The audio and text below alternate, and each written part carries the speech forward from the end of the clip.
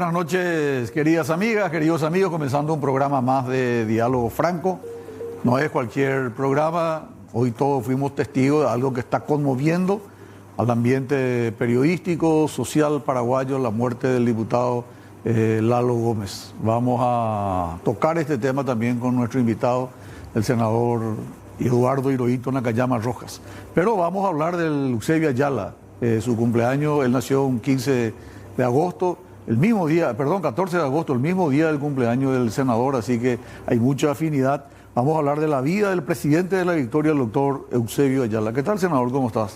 ¿Cómo te va, Federico? Un placer estar aquí contigo en tu programa. Igualmente, senador. Bueno, vamos a arrancar por el tema del momento. No estaban los planes, pero sería irresponsable no abordar el tema. ¿Qué te suscita la muerte del senador Lalo Gómez? Yo mencionaba esta mañana en rueda de prensa, Federico, que nosotros no podemos jamás festejar ni celebrar la muerte de nadie, ¿verdad? Digo esto porque en redes sociales a veces la gente celebra, festeja cosas que me parece a mí que, más allá de que hablemos de quien hablemos, inclusive de Lucifer, tiene que tener su familia, su gente, ¿verdad? Y hay que tener un poco de respeto hacia ellos, ¿verdad? Yo creo que en el caso del diputado Eulalio Gómez del departamento de Amambay, sobre quien empezaban muchos cuestionamientos sobre vínculos con el crimen organizado, narcotráfico y demás. Sin embargo, el procedimiento realizado por la Policía Nacional aparentemente adolece de serias, de serios reparos en el procedimiento, ¿verdad? ¿Cuáles serían tus reparos, senador? Y primeramente yo veo un inconveniente en el horario. No sé por qué en ese horario se tuvo que haber hecho el allanamiento, siendo que perfectamente podían, en todo caso, vigilar la casa hasta las 6 de la mañana y eventualmente allí entrar, ¿por qué no? Primero tocando el timbre como corresponde, pasar, ¿verdad? Y un procedimiento así aparatoso en ese horario, en ese lugar, que sabemos perfectamente, una zona roja, una zona conflictiva, incluso puede suscitar una reacción, ¿verdad? Que no está claro si es que el diputado eventualmente reaccionó o no. Los familiares son categóricos al afirmar que no. Incluso hemos escuchado la declaración del forense Pablo Lemir diciendo que según él habría estado en cuclillas, ¿verdad? Al momento de recibir los impactos de bala. Y eso sería una ejecución prácticamente, ¿verdad? En coincidencia con lo que dijo la esposa. Y nosotros especulábamos esta mañana, Federico, con muy pocas informaciones todavía al respecto, de que efectivamente podría tratarse de una quema de archivo. ¿Por qué no? ¿Verdad? ¿Por qué decir eso? Y porque hay mucha confusión alrededor del procedimiento, como explicaba, también las imputaciones, cómo han salido. Yo no sé si es que se justificaba hacerlo de esta manera y con esta velocidad, ¿verdad? Ya que él es una persona pública, una persona que tiene arraigo, y se estaba hablando fuertemente de sus vínculos con el narcotráfico, con el crimen organizado. Yo digo, ¿cuál es la diferencia entre las 3 de la mañana y las 6 de la mañana, por ejemplo, ¿verdad? Para poder proceder, y incluso si es que había flagrancia, porque es lo que dice la Constitución Nacional, que un legislador solamente puede ser detenido en caso de flagrancia en la comisión de un hecho punible. Y acá no se va ese... Y acá no se da porque era una situación pasiva. Él estaba descansando en su residencia, estaba durmiendo. Pero entonces hay muchas cosas que las fuerzas de seguridad... Casualmente ninguna de las cámaras de filmación no andaba, ni de la policía, y esa es otra cuestión, Federico, grave, porque existe una ley vigente que, si bien no está reglamentada, exige que el personal de seguridad, cuando va a hacer un allanamiento, porte cámaras de filmación para poder grabar el procedimiento. Y en este caso incluso surgieron denuncias, no sé si eso se confirmó o no, de que las cámaras del circuito cerrado de la casa habrían sido desviadas, ¿verdad?, hacia otros lugares para que no enfoquen, digamos, las escenas del procedimiento. Entonces yo creo que las fuerzas de seguridad tienen mucho que aclarar. Nosotros vivimos en un estado garantista. Eso quiere decir que se trate de Pablo Escobar Gaviria, tiene que presumirse su inocencia, tienen que tener derecho a un debido proceso y demás. Y en este caso no puede ser la excepción, menos tratándose de un legislador. Como parlamentario, el hecho de que no se respeten los derechos constitucionales que le asiste a un parlamentario, por ejemplo, en lo que señalaba recién, el caso de la hora en que se hace el cateo, eventualmente el procedimiento, creo que se firmó la hoja de compromiso de intimación unos minutos antes del procedimiento o durante el procedimiento. ¿Eso no le llama la atención también? ¿Ustedes van a tener una posición como frente parlamentario? Es muy llamativo, Federico. Yo al principio, esta mañana, cuando dijeron que la imputación salió el lunes, pensé que se referían al lunes anterior. No, hoy. Pero posteriormente me llegó la información de que fue esta misma madrugada que se firmó el acta de imputación. 54 hojas. ¿Verdad? Es sumamente llamativo. Uno no puede saber, salvo que esté en la investigación, por eso habría que consultarle al fiscal de la causa o a los fiscales de la causa, cuáles fueron las motivaciones que le llevaron a hacer este procedimiento en ese horario, porque no es ilegal, Federico. Hay que ser claro, no es ilegal hacer un procedimiento incluso en ese horario, pero es llamativo. Entonces, creo que la orden decía de noche o de mañana. Claro, por eso se tiene que aclarar, se tiene que fundamentar por qué se hizo. Si existe una fundamentación, pero aparentemente no existe tal fundamentación, entonces creo que se tiene que explicar. Ahora, hay un hecho que quiero que me ayudes a entender, senador, y cuando vemos el informe de la policía, habla el comandante de la policía y dice, decidimos entrar a ese horario porque sabíamos que en ese horario efectivamente el diputado no tenía guardia y estaba él y su señora. O sea, ellos tenían conocimiento de que en ese horario el diputado estaba solo con su señora, que no había nadie más. Se justificaba tanto, yo creo que tanta parafernalia. Yo creo que no, yo no sé dónde podría escapar en este caso el diputado, qué es lo que podría ocurrir. Y si hubiese sido a la luz del día o con un procedimiento filmado, bien acompañado, hubiese sido otra cosa, ¿verdad? Hubiese sido diferente, hubiese sido lógicamente mucho más transparente, pero en este caso nos deja una cantidad de dudas en relación a lo que pasó en la madrugada de hoy. Y vuelvo a decir, Federico, porque esta es una frontera muy delicada la que nosotros transitamos, sobre todo en personas cuestionadas, como es el caso del diputado Lalo Gómez, ¿verdad? Pero eso no implica que nosotros busquemos la objetividad.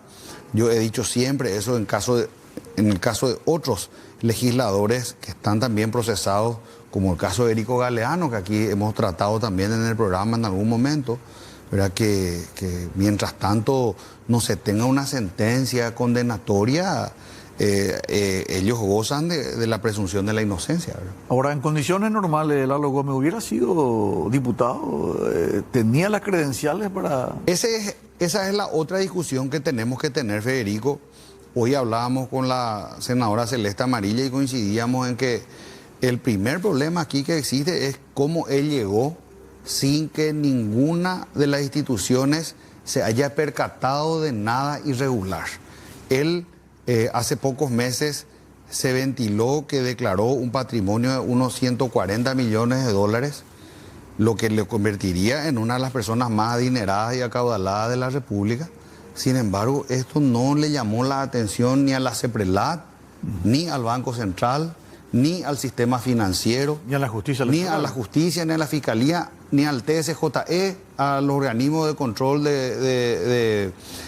¿cómo te voy a decir?, financiamiento político. Claro. Y nosotros nos damos cuenta que para cualquier concejal suplente le llenan de requisitos para poder completar, que tiene que firmar declaración jurada, o alguien que recibe una transferencia tiene que hacer un depósito a un familiar que le envían desde el extranjero, ¿verdad? La CEPRELAT llena de requisitos, de trabas.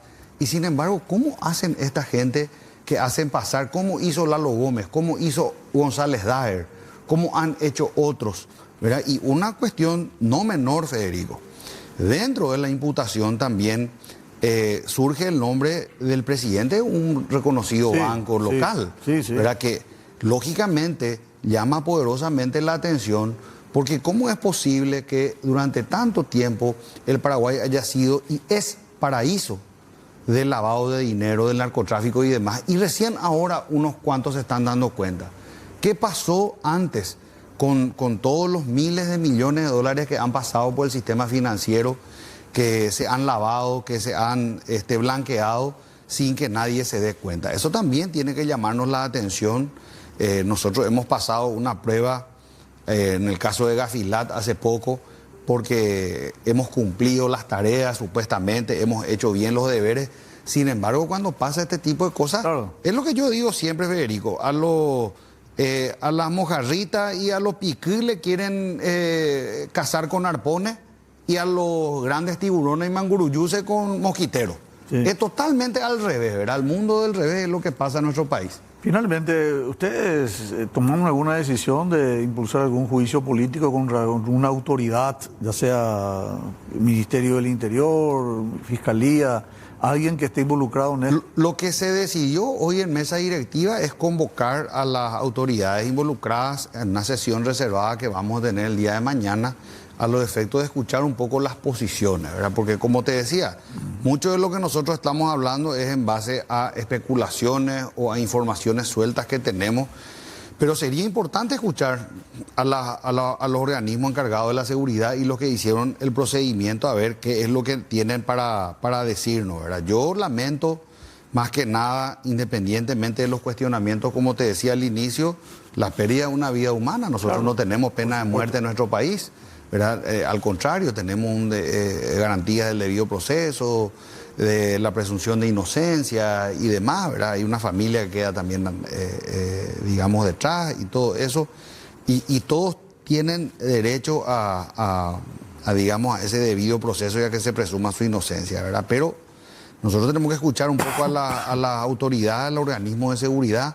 Lo que sí te puedo decir, y te decía fuera de cámaras, es que si este hubiese sido un gobierno opositor, había un pedido de juicio político al presidente de la República. Eso no hay duda, ¿verdad? Entonces, es importante que nosotros escuchemos y veamos con qué vara se miden las cosas y tratemos de ver también con qué tranquilidad o con qué pasividad o con qué mesura, que es la palabra, con qué cautela estamos tomando las cuestiones a los efectos de que hagamos el ejercicio democrático y no ante cualquier cosa ya estemos nosotros buscando alterar el orden, ni mucho menos. Nosotros necesitamos estabilidad, nosotros necesitamos que las instituciones funcionen, y quiero resaltar una frase que leí que dijo el ministro del Interior.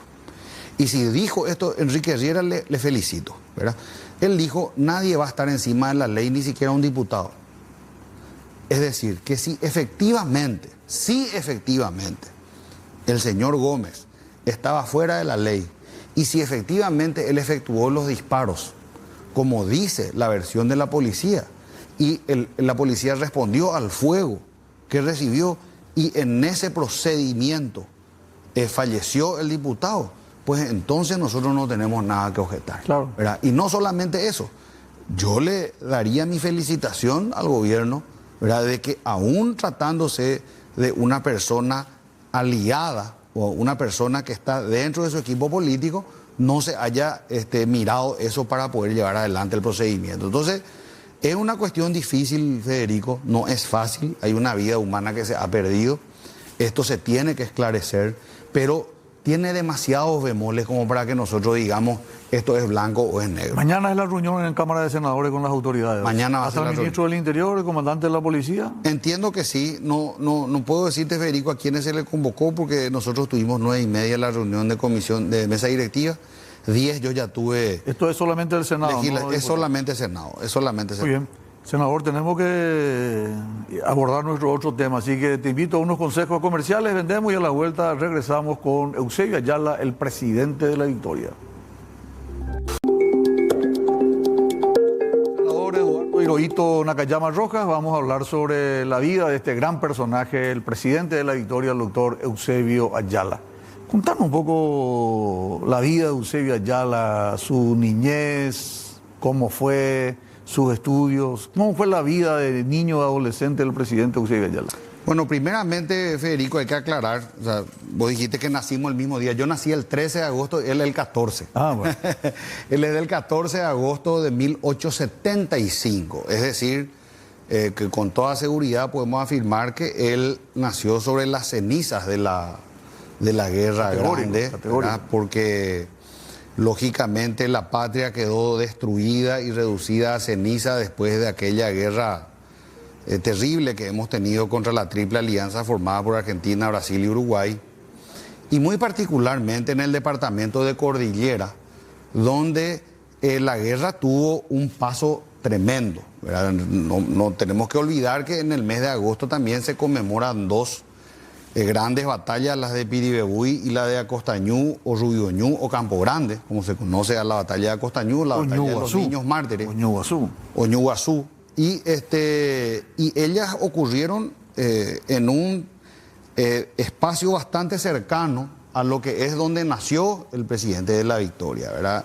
De hecho, el arroyo Piribebuy cruza y llega hasta más o menos lo que es el costado de la zona de Barrero, pasa por allí. Barrero Grande tiene su camino hasta el Cerro de la Gloria, ahí donde fueron también algunos sitios históricos donde se desarrollaron episodios de la Guerra Grande.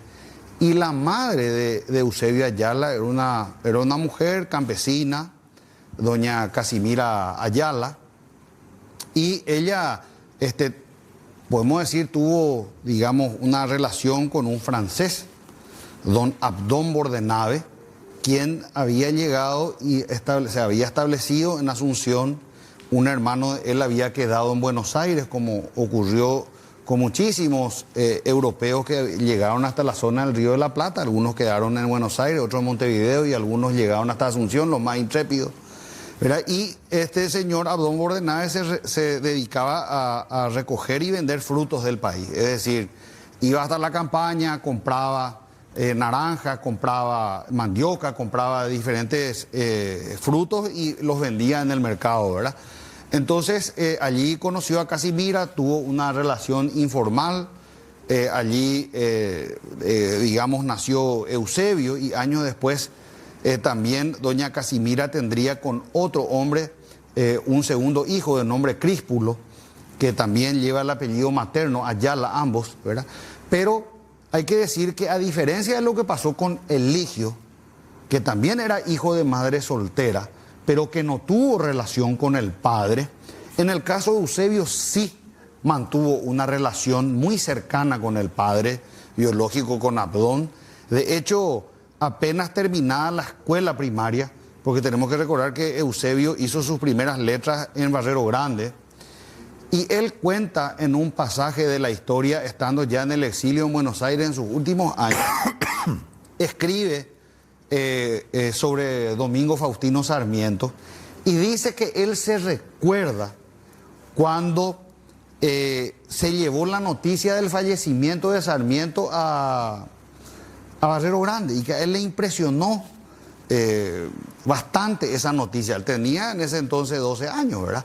Y que dice que la maestra que llevó la noticia llevó con un hondo pesar, porque tenemos que recordar que la controvertida figura de Sarmiento, sin embargo, ha sido, digamos, muy laureada desde el punto de vista educativo, porque ha colaborado enormemente en los sistemas educativos tanto de Argentina como de Chile, de Uruguay y de nuestro país. Y Eusebio Ayala resalta eso en un escrito que hace sobre Sarmiento. Posteriormente, el niño Eusebio viene hasta Asunción, donde prosigue el colegio, en el Colegio Nacional, y su padre estaba ya casado con una dama pariente tuya, doña Dolores Franco Centurión, una dama de la aristocracia, por decirlo así, asuncena, una mujer de abolengo, de buenas raíces, y que acogió con mucho amor y cariño a Eusebio en el seno de su familia, ¿verdad? Aparte, ella tuvo unos 5 hijos, uno de ellos solamente varón, que fue Enrique Bordenave, quien sería también posteriormente canciller nacional y una importante figura de la intelectualidad paraguaya, ¿verdad? Ministro. Muy amigo con Eusebio. Claro, por supuesto. De hecho, Eusebio, la única vez que viene y regresa a Asunción después del exilio forzado en el 36, es para el funeral de su hermano Enrique Bordenave, ¿verdad? Con quien tenía una relación muy cercana, ¿verdad? Y cuando Eusebio termina el Colegio Nacional, hace el servicio militar y posteriormente ya enseña él en el Colegio Nacional. Era una persona que desde su niñez había demostrado unos grandes dotes intelectuales. De hecho, su primera inclinación es la de docente. Él enseña filosofía, enseña otras materias en el Colegio Nacional y posteriormente también cuando estudia y se recibe en la Facultad de Derecho de la Universidad Nacional con una tesis doctoral que hasta hoy día se recuerda por su clara inclinación hacia, digamos, la administración pública, se llama el presupuesto nacional, su tesis doctoral. Él ya trabaja, digamos, posteriormente en la docencia también de Derecho Constitucional, Derecho Internacional y otras materias. Por supuesto que el doctor Eusebio Ayala, a quien don Justo Pastor Benítez le decía con mucha justicia, doctor en mundología. Sí. ¿Verdad? Eso lo recuerda siempre. Era para Justo Pastor Benítez era el paraguayo con seguridad más ilustrado. Y no solamente para Justo Pastor Benítez, Federico, porque tenemos que recordar también que luego de la muerte de Eusebio Ayala y después de la primavera democrática, ya en diciembre de 1946, cuando se organizó la primera convención liberal en Asunción después de que el partido fue proscrito por el dictador Higinio Morínigo en abril del 42, un mes antes del fallecimiento de Eusebio Ayala, quién sabe si eso incluso no lo afectó personalmente, ¿verdad? La convención, que estaba presidida por el doctor Jerónimo Zubizarreta, concluye, entre otras cosas, que Eusebio Ayala fue el estadista más completo de la era constitucional. Eso está en la convención, en las, digamos, conclusiones de la convención liberal desarrollada en el Teatro Municipal de Asunción de diciembre del año 1946, ¿verdad? Lógicamente sin desmerecer otros grandes prohombres que ha tenido el liberalismo paraguayo, como el doctor Eligio Ayala, quien indudablemente se complementó perfectamente con Eusebio, porque existió una relación muy cercana de ellos dos y que muy poca gente conoce. Se hicieron muy amigos estando en Inglaterra, en Londres. Estando en Inglaterra, en Londres, ellos llegaron a compartir incluso pensión, ¿verdad? Eso recuerda incluso Marcelo. Pero ya se conocían acá, ya habían compartido. Ya, claro, ellos se conocían. En 1904. Se conocieron en 1904, posteriormente lo que fue la revolución radical en 1908, posteriormente la irrupción de Albino Jara, donde marcó, digamos, el exilio primero de Eligio, un autoexilio de Eligio, y posteriormente el autoexilio de Eusebio, que él mismo lo dice en uno de sus discursos, dice: me encontraba en una suerte de autoexilio, dice él, cuando estaba en Londres, y él compartió allá con Eligio bastante, y posteriormente él lo ayudó estando ya acá en el gabinete del presidente Sher con una beca de estudios para poder colaborar con el sostenimiento de Eligio Ayala en Europa. Posteriormente tenemos que recordar que en 1920, cuando Manuel Gondra gana la elección para asumir la presidencia de la República por segunda oportunidad, convoca, entre otros, a Eligio Ayala para ocupar la cartera de Hacienda, y a Eligio lo convoca primero a Eusebio, perdón, para la cartera de Justicia, Instrucción Pública. Eusebio posteriormente prefiere quedar en el Senado. Él estaba en ese momento integrando el Congreso Nacional como senador, Y en los sucesos de octubre, noviembre de 1921, que propician la renuncia del presidente Manuel Gondra después de la insubordinación del coronel Chirife, asume la presidencia provisional el doctor Eusebio Ayala. Esa fue su primera presidencia. Y en esas circunstancias, apoyado entonces primero por todas las facciones del Partido Liberal, tanto el sherismo, que había dejado el poder recientemente en 1920, recordando que él asumió en 1912, Sher, posteriormente estuvo en la presidencia hasta 1916, asumió fue el primer civil en completar su mandato. Fue el primer civil en completar su mandato, posteriormente lo sucede el educador Manuel Franco, y al fallecer en el ejercicio de la presidencia completa su mandato el doctor José Pedro Montero, médico, y luego de él es que asume Gondra y después de Gondra Eusebio, y en esa circunstancia es que él asume con todo el apoyo de todas las facciones. Pero rápidamente, ya en el año 1922, a inicios de ese año, que sería un año muy, digamos, movido desde el punto de vista político,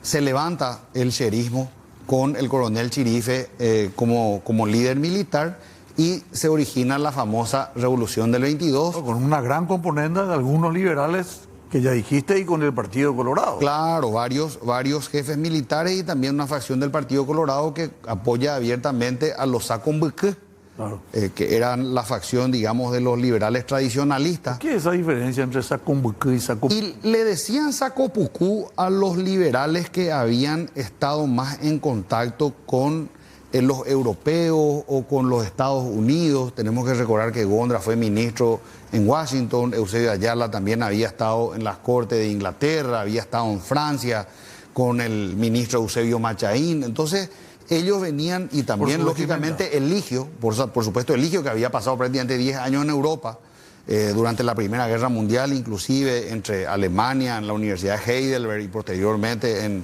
en Berna, en Suiza, donde escribe gran parte de sus libros. Entonces ellos eran caracterizados como los Sacopucú, incluyéndolo al líder entonces del Partido Liberal, que era José Patricio Guyari, quien le había ganado las elecciones internas a Eduardo Sher, y quien había quedado para el directorio partidario, y que había quedado muy disconforme Sher con esa situación, como que quedó con una espinita, y a raíz de eso se originó toda esta contienda. Yo tengo que recordar que mi bisabuelo, don Gregorio Escobar, era Sacombeque. O sea, él se levantó del lado de Sher en Caballero con otros líderes también en la zona, porque esta fue una guerra que se desarrolló básicamente sobre la línea férrea, sí, desde Asunción hasta Encarnación, al punto que la batalla crucial, que fue dirigida por el entonces capitán José Félix Estigarribia, fue la batalla de Caipuente, hoy Coronel Bogado, ¿verdad? Sí. Entonces, yo creo que la revolución del 22-23 templó al que sería posteriormente presidente de la Victoria, doctor Eusebio Ayala. Muy bien. Y lo hizo trabajar muy de cerca con su ministro de Hacienda, que era Eligio Ayala.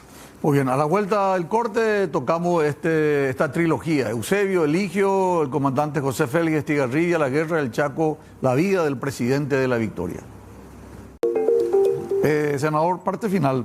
¿Cuál es la relación entre, sobre todo, el presidente Eusebio Ayala y el comandante del ejército? ¿Hay un sometimiento verdadero, real, efectivo del poder militar ante el poder civil? Categórico, ¿verdad? Simplemente para cerrar esa línea del 23 al 32, que me parece muy importante, porque el general Eugenio Alejandrino Garay, uno de los más grandes héroes de la guerra del Chaco de extracción colorada, dice en una proclama en el Chaco que el gobierno del presidente Eusebio Ayala ya se conoce y se va a conocer como el gobierno de la defensa nacional, pero que sería muy injusto no incluir también a los gobiernos de los doctores Eligio Ayala y José Patricio Guyari dentro de lo que es la defensa, porque Eligio preparó financieramente y también con la compra de armamento, claro, donde Eusebio, y él le dice en las cartas, yo tengo algunas de esas cartas originales, le dice, yo no puedo confiar en otra persona que no sea usted, le dice. Usted es la única persona que me puede ayudar, le dice Eligio a Eusebio. Es más, le felicita, le dice, usted hizo tan buena gestión que incluso me superó la que yo hice.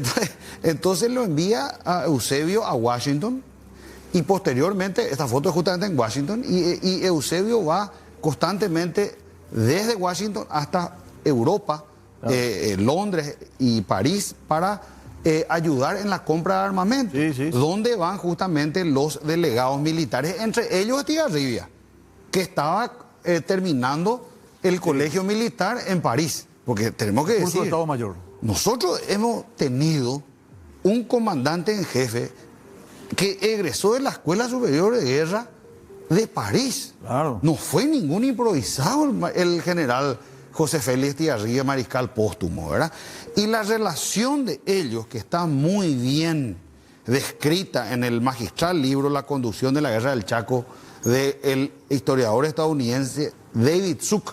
Él escribe la conducción de la guerra del Chaco, ¿verdad? Y él habla y describe con lujo de detalles cómo, ¿verdad?, se complementaban perfectamente el comandante militar con el comandante civil. ¿Por qué? Porque Eusebio estaba en la capital en contacto constante con Buenos Aires, que era el centro del trabajo diplomático, principalmente por parte del canciller argentino, quien posteriormente ganaría el Premio Nobel de la Paz. Y Saavedra Lamas. Saavedra Lamas, también lo que fue la conferencia de Mendoza, los distintos cancilleres en contacto, incluso de veces al frente de batalla. Más de 35 viajes. Más de 30 viajes al frente de batalla para poder corroborar, y en otras ocasiones enviaba a gente de su primer anillo, incluso a su hijo, ¿verdad?, que lo envió también a Roger Ayala Durán, que era arquitecto por la Universidad de Cornell, para que pueda, quien, dicho sea de paso, regresó de sus estudios de los Estados Unidos, solicitó permiso para poder enrolarse, sin tener ni siquiera necesidad de hacerlo, porque él no nació en el Paraguay, pero él solicitó enrolarse y prestó servicios también en la dirección de criptografía del ejército con Pastore y otros más, ¿verdad? Entonces, el trabajo conjunto que se hizo, realmente fantástico. Marcel Durán de Ayala, la gran mujer que lo acompañó también a Eusebio durante toda su vida, quien escribe posteriormente sus memorias en relación a su vida con Eusebio Ayala, era una mujer extraordinaria, francesa. En paréntesis, murió en Paraguay ella. Murió en Paraguay. Ella lo conoció a Eusebio en París. Ellos tuvieron un casamiento reservado en Asunción antes de que Eusebio asumiera la presidencia, porque recordemos que ella enviudó de un joyero francés y posteriormente se casó. Aquí fue el monseñor Juan Sinforiano Bogarín quien lo casó al presidente de La Victoria y a Marcel Durán de Ayala. Y posteriormente, bueno, en una sociedad conservadora como la nuestra, él tenía que estar casado. De hecho, la Constitución también decía que tenía que estar casado, tenía que ser católico. Entonces, él, siguiendo lo que decía la Constitución, cumplió a rajatabla, ¿verdad? Ahora, volviendo al tema de la relación entre el presidente Eusebio Ayala, a quien Estigarribia le llamaba el generalísimo del ejército paraguayo en campaña. Ese era el título que tenía el comandante en jefe. No existía entonces el comandante en jefe, pero le llamaba el generalísimo del ejército en campaña. Hay dos puntos en donde me gustaría que grafique un poco el temperamento, el carácter del presidente Eusebio Ayala y ese equilibrio con el general Estigarribia. Primero en el armisticio de Campovía y segundo en la famosa orden de Vallivian. ¿Cuándo va a caer Vallivian?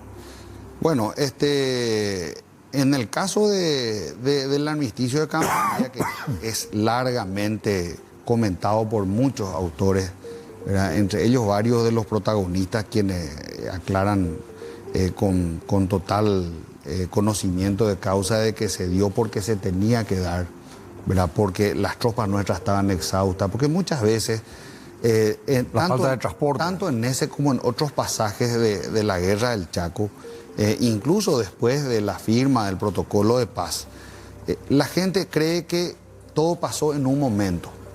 Y como dice justo Pastor Prieto, el doctor Eusebio Ayala fue el único gobernante de la historia del Paraguay desde la colonia, imagínate, Federico, en entregar un país más grande que el que recibió. Claro. No estoy hablando de presidentes, estoy hablando de gobernantes, en toda la historia incluyendo gobernadores y demás, porque el Paraguay pues se fue achicando desde Hernandaria, 1617 se dividió la provincia gigante entre Paraguay y Río de la Plata, fue estrechándose, posteriormente fue reducido a la región oriental, posteriormente con el laudo ayer nos quedamos con el Bajo Chaco y posteriormente con la guerra del Chaco nosotros nos quedamos con el Chaco Boreal, la parte norte, ¿verdad? Más de 220.000 kilómetros cuadrados. Y esa parte era un territorio en disputa.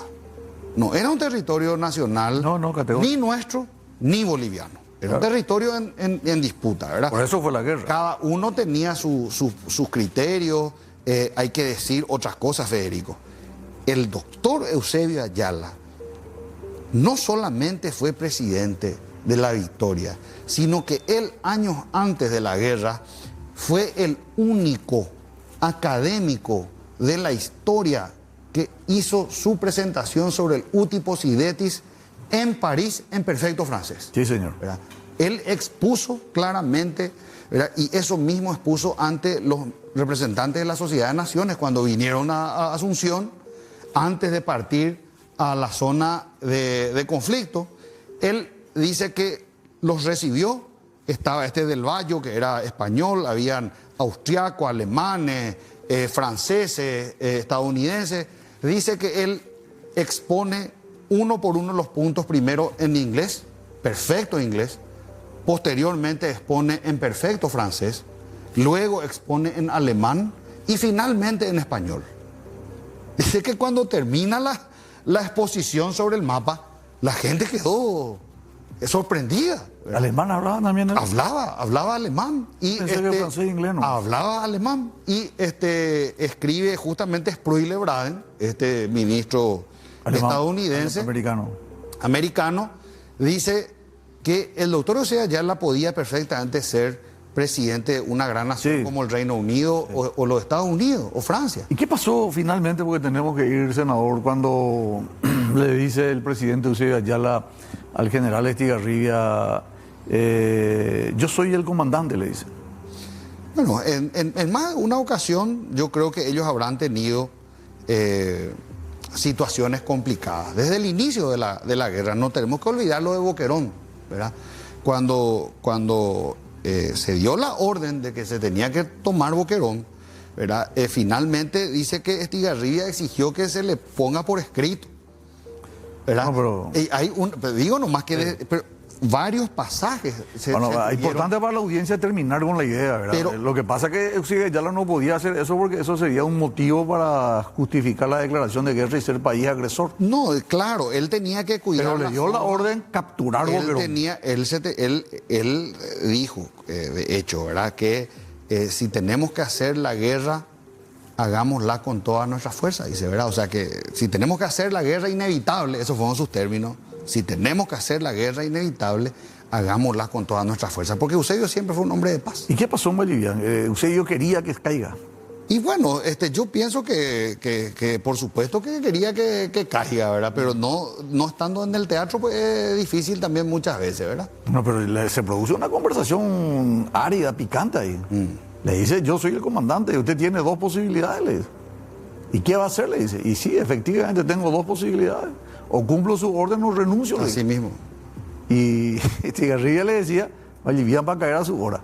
Y no, es que él ni se enojó, ni se pichó, ni le destituyó como ocurrió en Bolivia, donde había serias desavenencias entre ellos. Y justamente eso es lo que resalta David Zuck, Federico, de todo el conflicto desde el lado paraguayo. Mientras en Bolivia se tuvieron golpes de Estado, cambios de presidentes y de comandantes, primero Kuhn, después Peñaranda y demás. En el lado paraguayo se tuvo un presidente de principio a fin de la guerra y un comandante militar de principio a fin. Algunas de estas imágenes son de justamente el 12 de junio de 1935, ¿verdad? Cuando se firmó el protocolo de paz. Hay otras imágenes también muy importantes que muestran de cuando el 29 de septiembre de 1932 cayó Boquerón, cuando finalmente se dio esa victoria. Entonces, era muy humilde como vestía él, ¿eh? Cuando iba en avión, iba siempre con el nombre de Sargento Ayala. Y él era una persona, siempre fue muy humilde, muy frugal. Comenta, si mal no recuerdo, en el libro de Pampliega, Fusil al Hombro, que cuando los policías y los guardias de la Revolución Franquista fueron a allanar, dicha sea de paso, la casa del presidente de la Victoria, esperaban encontrar grandes riquezas o dinero o lo que sea. Dice que encontraba una casa frugalmente amoblada, con una biblioteca muy completa y la heladera vacía. Solamente tenía una caja de vino francés, que fue regalo de un amigo que le trajo de Francia, y un cacho de banana, dice. Eso es todo lo que había en la heladera del doctor Eusebio Ayala. Muy bien. Senador, gracias por estos minutos. Este es tu libro de cabecera, Ina, ¿eh? Ese es el libro de cabecera, y les quiero pedir, les quiero recomendar a la ciudadanía este hermoso diseño que es de la arquitecta Celeste Prieto. Es para la reedición del libro Eusebio Ayala y su tiempo, del autor Manuel Peña Villamil. ¿Quién fue Manuel Peña Villamil? Uno de los más grandes historiadores que hemos tenido, jurista también, historiador y abuelo del actual presidente Santiago Peña. Sí, pero fue ministro de Relaciones Exteriores, estuvo con el presidente Eusebio Ayala, estuvo con el presidente Estigarribia, un gran liberal. Sí, era jovencito cuando eso él, ¿eh? Era jovencito, Manuel Peña Villamil era jovencito. Él incluso cuenta que Eusebio le hacía de confidente y le contaba muchas cosas. Mira, y dice que a veces hasta incluso suscitaba cierto celo por parte de Roger, de su hijo. Era muy amigo de Roger. Era amigo, pero dice que a veces Roger decía, ¿por qué le cuenta a Manuel y no me cuenta a mí algunas cosas, verdad? Entonces así es. Muy bien, tenemos que irnos. Gracias, senador. Muy amable. Gracias por la invitación. Muchas gracias. Estuvimos con el senador Eduardo Hirohito Nakayama Rojas. A la vuelta estamos con el ministro Oscar Orue. Vamos a hablar de la recaudación, cómo nos fue en este primer semestre. Vamos a hablar de este gran beneficio que tuvo el Paraguay, que es el grado de inversión, y cuáles son las expectativas de comercio que tiene el Paraguay de aquí en adelante. Segunda parte de la programación del día de la fecha, nos acompaña el viceministro de la Dirección Nacional de Ingresos Tributarios, el doctor Oscar Orue. Doctor, ¿cómo estás? Buenas noches. Buenas noches, doctor. Muchas gracias por la invitación. Gracias por compartir, la invitación para estar compartiendo contigo esta noche. Fernandino y Cerrista. Fernandino y Cerrista. Muy bien, mismo. Excelente. Sí. Sufrido ayer, ¿eh? Sufrimos. Teníamos que haber ganado. Yo creo que teníamos segundo tiempo, si aprovechamos todas las oportunidades que tuvimos, podíamos dar vuelta. Bueno, pero ojalá que tengamos otra oportunidad, pero hace 7 partidos no le podemos ganar a Olimpia. Así mismo. Ministro, entrando en tema, los números reflejan una muy buena gestión. Tan buena es tu gestión que están pidiendo tu cargo, ¿verdad? Lo cual habla en forma elocuente de que estás trabajando bien, ¿eh? Bueno, los números realmente, doctor, demuestran un poco el nivel de aumento de recaudación. Estamos hablando de un número que supera el 20%.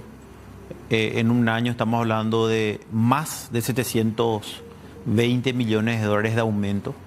Realmente un número que no teníamos. 720 millones. Sí. Nosotros nuestra estimación Eso es comparando con el año anterior. Claro, con el mismo periodo. Estamos hablando 15 de agosto 2023, fin de 2023, comparando con 2022. Tampoco, y después... Tampoco es para decir así a la ligera, ¿verdad? Hubo un cambio que es que lo que era antes la Secretaría de Tributación ahora absorbió lo que era aduana y eso está trabajando como un todo, que es la Dirección Nacional de Integración Tributaria. Quiere decir que valió la pena. Sí, de hecho, cuando el presidente Santiago Peña ganó las elecciones, me había invitado a tener una reunión y me habló del futuro de la tributación en Paraguay. Y comenzamos a hablar acerca de qué es lo que se veía venir, cuál era su visión que él tenía sobre los impuestos. Y él decía que, me decía, y compartíamos la opinión respecto a que no deberíamos cambiar el sistema tributario, no deberíamos aumentar impuestos ni crear nuevos impuestos, que teníamos mucho margen para poder crecer sin cambiar las reglas. Y él, inclusive en campaña, había prometido eso, ¿verdad? Cuando se crea, este fue el primer proyecto que el gobierno presentó, inclusive antes de asumir el cargo del presidente el 15 de agosto del 2023.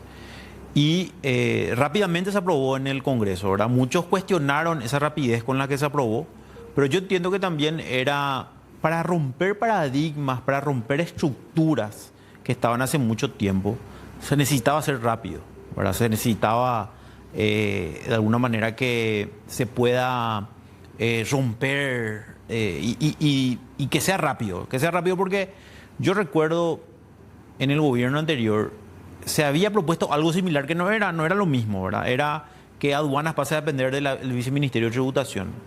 Se presentó el proyecto y firmaron 5 senadores o 5 diputados. No recuerdo bien si se presentó por Senado o por diputado. Por Senado creo que se presentó. Y una semana después, todos retiraron su firma. ¿Verdad? Todos retiraron su firma. Y al final no prosperó, ¿verdad? Fue un proyecto que se retiró otra vez. Y no sabemos cuál fue el motivo por el cual se retiró. Entonces, mientras más se esperaba, había grupos o poderes de facto que de alguna manera podían hacer que eso no avance. Okay. Porque realmente es un cambio muy importante, muy trascendental. Son 700 y bueno, millones de dólares. Siempre decimos en el diario del lunes es más fácil, ¿verdad? Claro. Pero valió la pena. La decisión fue correcta y bueno, ¿Tampoco contrataste muchos funcionarios? No, tampoco no. Tampoco trabajamos con el equipo que ya estaba. De hecho, analizamos un poco el perfil de cada uno en la gerencia de aduanas. La ventaja que tenía que ella tenía experiencia de impuestos internos, como ya estaba como viceministro, entonces eso me permitió tener ya un panorama más claro. De hecho, sabíamos qué teníamos que hacer. No iba a ser fácil crear una nueva institución que tenga autonomía, que tenga autarquía. Siempre con el rol y trabajo coordinado con el Ministerio de Economía. Entonces, si bien el propio ministro de Economía decía al principio que, bueno, vamos a ver qué tal, había una promesa, había una carga muy pesada, ¿verdad? Un desafío muy grande, porque nosotros habíamos prometido 400 millones de dólares más, que era más o menos 1% del PIB, estamos hablando el PIB es 43.000 millones de dólares. Entonces, nosotros prometíamos 1% más de ese PIB, que representaba 420 millones de dólares más. Casi llegaron a 2. Bueno, y ahora en un año son 720 millones de dólares más, ¿verdad? Inclusive más allá de lo que nosotros nos habíamos propuesto como objetivo y en un tiempo muy acortado, ¿verdad? Muy rápido. Y eso también aprovecho, doctor, y agradezco a todos los funcionarios que hoy están, son 2.600 funcionarios, realmente. En total, unir 2 instituciones que tenían filosofías diferentes, culturas diferentes, trabajos diferentes y estrategias, y hoy sacarse la remera de cada uno y ponérsela de la de NIP, realmente es admirable. Así que yo le agradezco a todo el equipo. ¿Y cuáles son tus números? ¿Podemos ver un poco las imágenes? Sí, claro que sí. La primera lámina habla un poco acerca del aumento de la recaudación. Ahí justamente se está viendo un poco. Vemos, justamente ahí está, 35 billones de guaraníes. Eso representa en dólares 4.776 millones de dólares, ¿verdad? Y son 720 millones de dólares más, si uno compara. Ahí está el periodo comprendido. Inclusive este informe es hasta el 31 de julio del 2024, ¿verdad? Todavía no calculamos los primeros 19, 18 días de agosto. Ahí vemos un poco el porcentaje. El crecimiento era un dígito del porcentaje y ahora tenemos 2 dígitos. Estamos hablando de que más o menos un promedio de 5% de aumento que era, hoy pasamos a un promedio de 17,4%. O sea, prácticamente 20% de aumento tenemos, ¿verdad? Y eso un poco demuestra... ¿Y qué rubro que más creció? Bueno, ahí tenemos, en la aduana tenemos el sector de combustibles. El sector de automotores y también el sector agrícola, ¿verdad? De importación para todo lo que es la producción agrícola. Después, en el ámbito de impuestos internos, el comercio está por encima de todo. En segundo lugar está la intermediación financiera y también está todo lo relacionado a los servicios, ¿verdad? Sí. Que también está mejorando mucho. Si pasamos una lámina vamos a ver un poco justamente cuánto, casi 90.000 nuevos contribuyentes en un año. Son 88.933 nuevos inscriptos en el Registro Único de Contribuyentes. Si pasamos eso, vamos a ver también un poco la lucha contra el contrabando. Ahí tuvimos incautaciones que superan los 20 millones de dólares de productos incautados. 20 millones. 20 millones en un año. Estamos hablando de... Pero con razón que te quieren sacar del cargo. Sí, no sé, tuvimos apoyo muy importante de la Unión Industrial Paraguaya, del Centro Importador del Paraguay, también de la Cámara Paraguaya de Supermercados. Ayudó mucho la situación económica de la Argentina también. También, pero eso también es importante mencionar, ¿verdad? Lo que disminuyó ahí fue la cantidad de paraguayos que iban a cruzar a comprar de clorinda.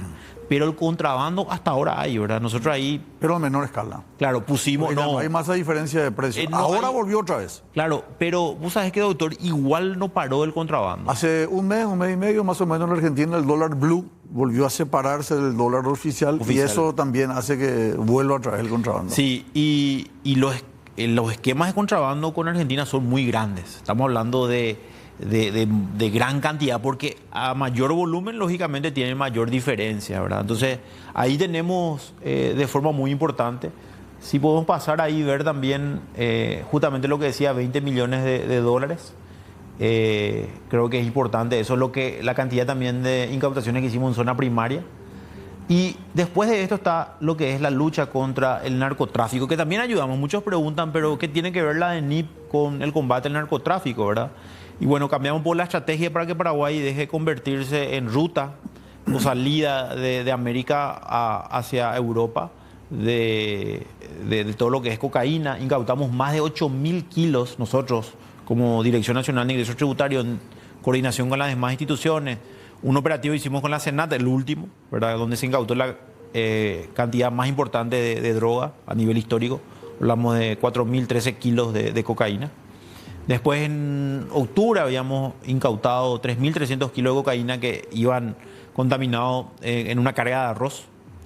Y el operativo que hicimos en el aeropuerto, eso hicimos también con la Policía Nacional, en el cual... Pero eso hace en forma conjunta con otras instituciones. Con otras instituciones, sí. Okay. Con la Policía Nacional, con CIU de la Policía. Pero es un logro tuyo porque eso antes pasaba en la aduana, ahora no pasa más. Sí, y nosotros cambiamos un poco la estrategia porque anteriormente solamente... ¿Tiene el escáner? ¿Qué? Claro, eso te iba a comentar, doctor. Solamente había dos tipos de control. Estaba el escáner y estaba los perros, los canes antidrogas. Que nosotros tenemos dos perros que dependen de la ENIP directamente. Y bueno, solamente hacía ese control. Pasaba ese control y ya se embarcaba y salía la carga. Sin embargo, cuando nosotros asumimos, cambiamos la estrategia. Ahí tuvimos apoyo de organismos internacionales, hablamos de agencias de inteligencia internacional que nos colaboran, nosotros también colaboramos con ellos. Y cambiamos la estrategia, establecimos un perfil de riesgo más exigente, donde comenzamos a cruzar información, porque hoy ya tenemos los datos de tributación y los datos de aduanas, que anteriormente estaban segregados, estaban separados. Entonces ahí yo creo que fue importante. Los controles fronterizos también ahí vemos. Hicimos que mucha gente se formalice, especialmente en la ciudad de Nanagua, donde vos recordarás que ni bien asumimos comenzaron a cerrar los caminos, quemaron autos, comenzaron a manifestarse. Y que con diálogo y mucha tolerancia logramos justamente convencerlos de que se tienen que escribir, tienen que facturar, tienen que cumplir con las reglas. Y bueno, estamos hoy a la vista de que si bien disminuyó, seguimos tratando de que ellos se cumplan con las reglas, ¿verdad? No es fácil. También nos sucedió en Encarnación eso. En fin, estamos combatiendo. Todos los puestos fronterizos. Todos los puestos fronterizos, sí, y muchos controles. Ahí trabajamos con la Armada Paraguaya, con la Fiscalía, también con la Policía Nacional, donde tenemos varios operativos y creo que eso también funciona. Y creo que algo fundamental, y vos fuiste primer mandatario, sabes, de que el apoyo del presidente es fundamental en este cambio, ¿verdad? Aquí tenemos un poco, si se puede ver, ¿verdad?, 3 operativos grandes que hicimos. El último es operativo frío que habíamos incautado, habíamos visto que cambiaban mercaderías en el aeropuerto, las guías aéreas. Hacían figurar autopartes cuando en realidad traían electrónica de alta gama, celulares.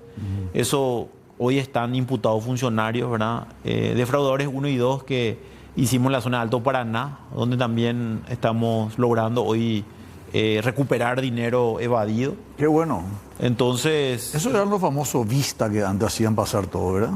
Sí, los vistas. Ahora ya no hay más, ahora se les controla, se les audita. Hoy nosotros creamos una dirección de inteligencia fiscal, ¿verdad? Que analiza todo lo relacionado a ingreso, a importación de productos en zona primaria.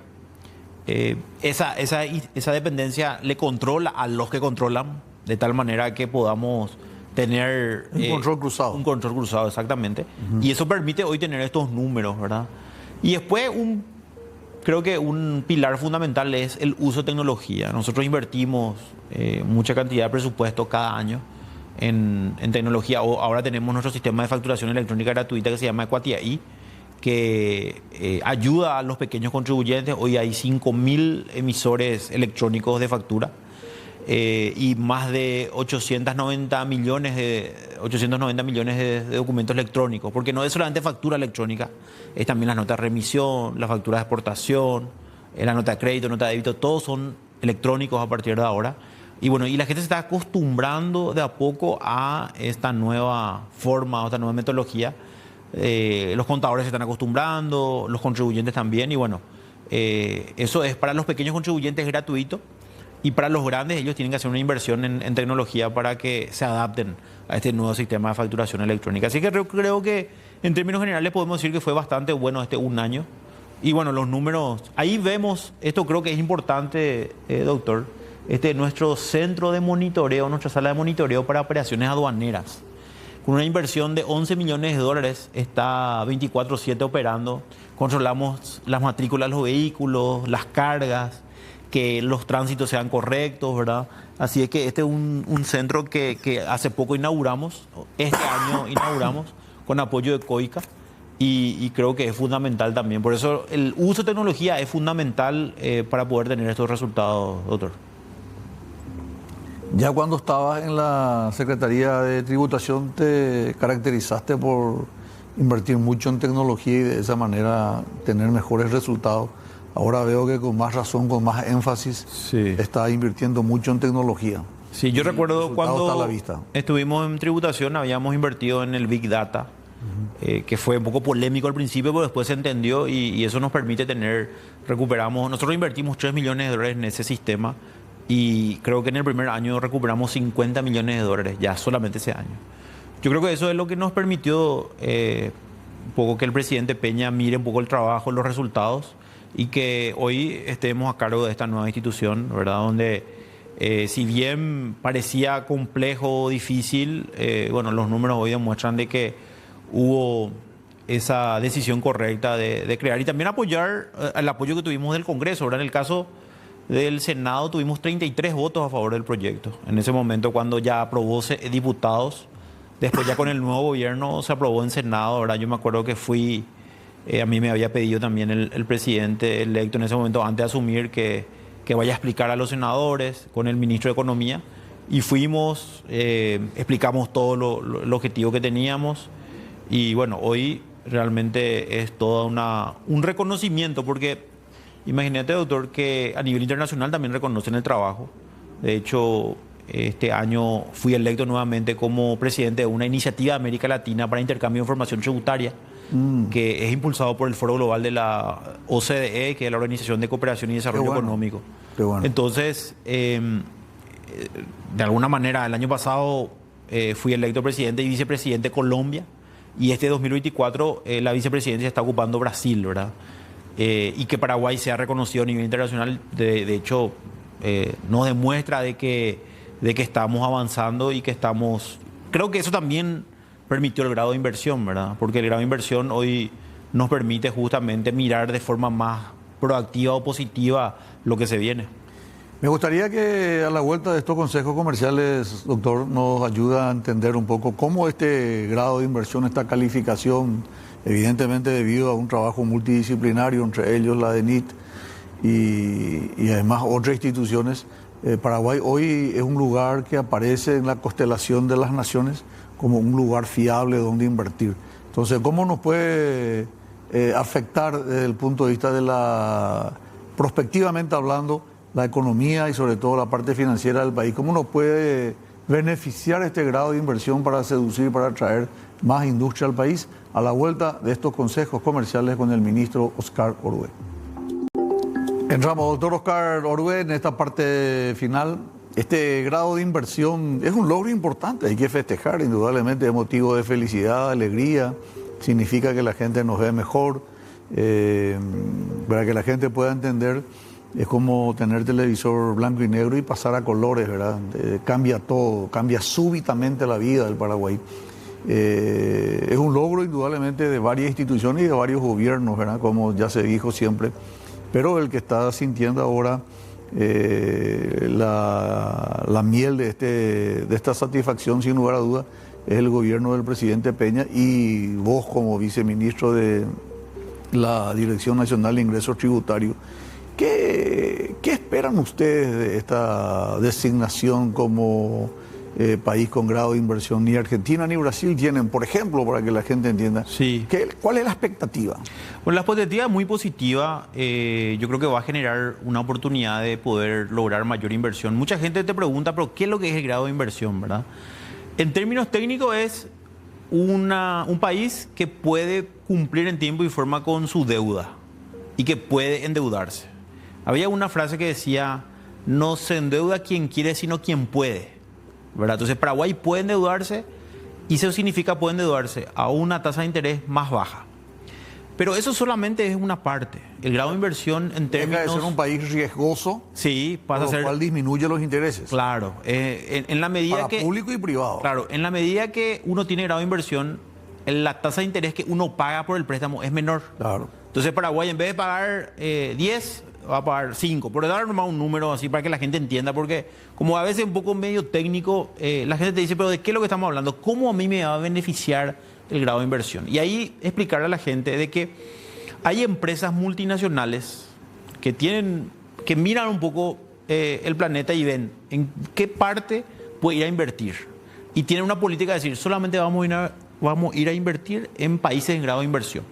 Entonces eso puede pasar de una inversión de $500 millones que recibimos al año, puede pasar a 3.000 millones, a 5.000 millones.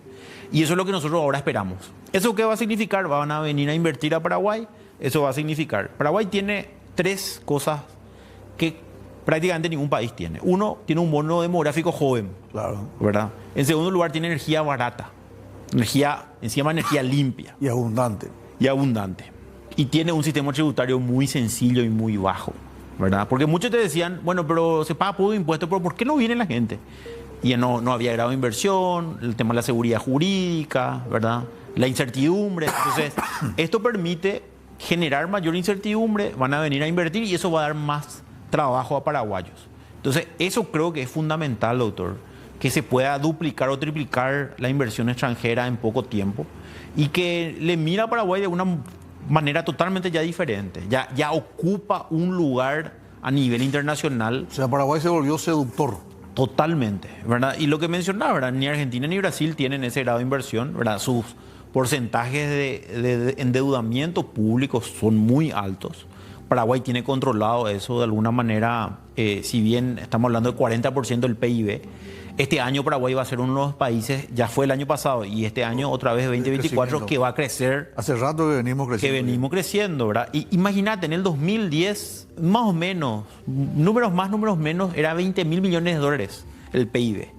Y en el 2010, en el 2020, se duplicó eso. Estamos hablando de casi 40.000 millones de dólares. Hoy tenemos 43.000 millones de dólares y vamos a crecer otra vez este año. Entonces, definitivamente, esto, si lo miramos de manera positiva, a pesar de todas esas personas que criticaban, que cuestionaban o que eran muy negativos, por decir una manera, hoy se dan cuenta de que se hicieron cosas positivas en muchos años. Yo creo que en el 2003 Paraguay comenzó a hacer una evolución en materia de finanzas públicas.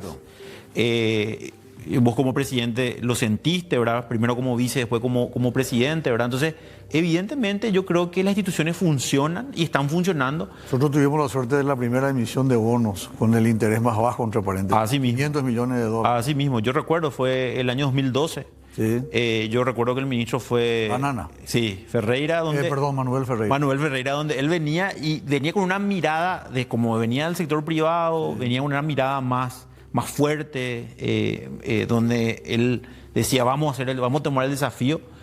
Y yo recuerdo que fue un trabajo muy arduo, donde pensábamos que íbamos a tener demandas judiciales a nivel internacional. Al contrario, yo creo que fue bien visto. Y a partir de ahí no paramos, en el sentido del crecimiento. Por eso fue fundamental, fue un punto de inflexión. Y yo tengo que reconocer, ya lo dije, pero vuelvo a decirlo una vez más, que por ejemplo yo no tenía dentro de mi idea, eso fue una idea que trajo el doctor Manuel Ferreira.